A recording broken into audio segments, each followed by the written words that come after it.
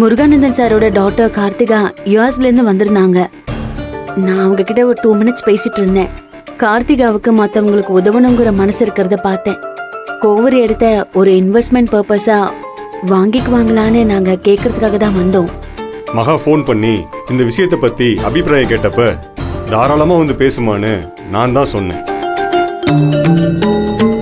ஏன்னா கார்த்திகாவை பத்தி எனக்கு தெரியும். தான் அப்பா அம்மா மேல அவ்வளோ பெரிய வச்சிருக்காங்க. அவங்கள எப்பவும் தான் கூடவே வச்சு பார்த்துக்கணும்னு ஆசை. ஆனா அவங்க ஹஸ்பண்ட் பெரிய ஈடுபாடு காட்டாதனால சென்னையில் இருக்க வீட்டில் அவங்க தனியா இருக்க வேண்டான்னு அவங்கள இங்கே கொண்டு வந்து சேர்த்துருக்காங்க.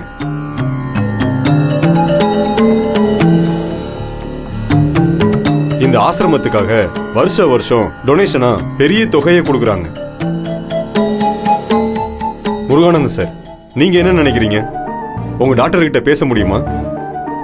இது நடந்தா நம்ம இல்லத்துக்கும் மகாவுக்கும் பெரிய உதவியா இருக்கும். இந்த உதவி எங்களால செய்ய முடிஞ்சா அதுவே பெரிய புண்ணியம் இல்லையா? நான் கேட்டா என் பொண்ணு மறுப்பே சொல்ல மாட்டான். இல்ல, நம்மளுடைய கட்டாயத்துக்காக வாங்க கூடாது இல்லையா சார்? அப்படி நினைக்க மாட்டான். இந்த விஷயத்த இப்பவே என் பொண்ணுகிட்ட பேசிடலாம். இப்ப அங்க நைட் டைமா இருக்கும்ல, அவங்கள டிஸ்டர்ப் பண்ற மாதிரி ஆயிட போகுது. நல்ல விஷயத்த தள்ளி போடக்கூடாது. இப்பவே வீடியோ கால்ல பேசிடலாம்.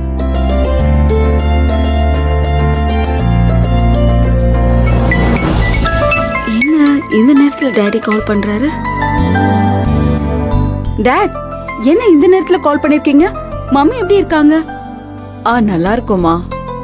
Thank God. நைட் டைம்ல கால் வரவோ பயந்துட்டேன். சொல்லுங்க டாட், என்ன விஷயம்?